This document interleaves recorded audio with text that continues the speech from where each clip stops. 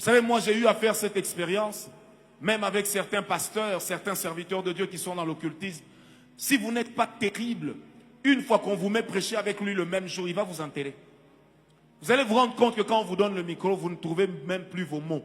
Comme si le Saint-Esprit était parti. Alors que lui, qu'est-ce qu'il est en train de faire? Il est en train de brouiller le réseau spirituel. Est-ce que quelqu'un m'a donné un amen? C'est comme ça que j'ouvre une parenthèse pour dire, un culte, une réunion spirituelle se prépare avec sérieux. Amen. Est-ce que quelqu'un est avec moi? La troisième chose qui montre que votre étoile est volée, c'est lorsque vous vous rendez compte que le mal que vous n'aimez pas faire, c'est toujours celui dans lequel vous vous retrouvez. Comme si le mal était devenu une fatalité. Le mal que vous ne voulez pas faire, vous êtes toujours dedans. Comme si ce mal-là était une fatalité qui vous tenait, une fatalité qui vous serrait. Comme si une chose que vous ne voulez pas, mais jouissait d'un poids sur vous.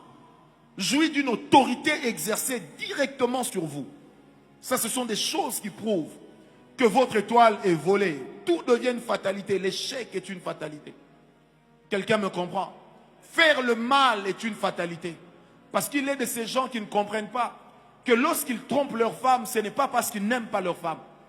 Mais c'est parce qu'en trompant leur femme, ils sont en train de nourrir l'autel de celui qui a volé l'étoile.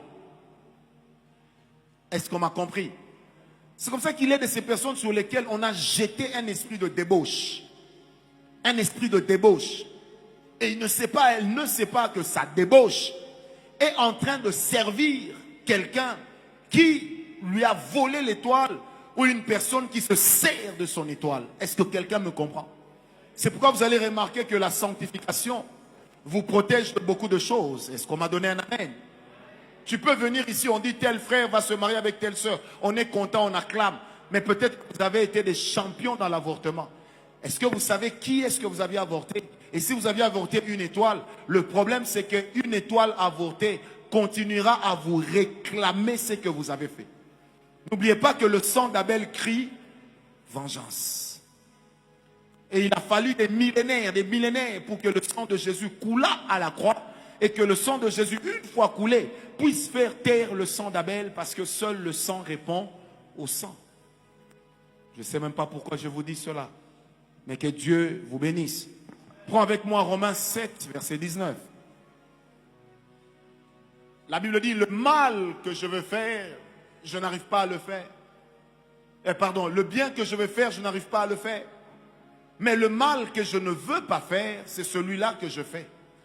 Il y a de ces gens qui se retrouvent dans toutes sortes de maux. Parce que simplement, à la base, il y a une étoile qui est volée, il y a une étoile qui est trafiquée. Est-ce que quelqu'un m'a donné un amen? Quatrième chose qui montre, je suis vraiment en train d'avancer.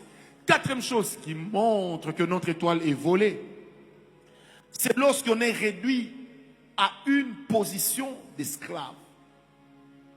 On est réduit à une position de parasite, à une position de dépendance, en face des personnes qui n'ont peut-être pas le potentiel que nous avons. Je répète, vous vous rendez compte que vous êtes réduit à une position d'esclave, à une position de parasite. Vous savez, pour qu'un parasite vive, le parasite tire sa sève, non pas de la terre, mais il tire sa sève de l'arbre auquel il est attaché.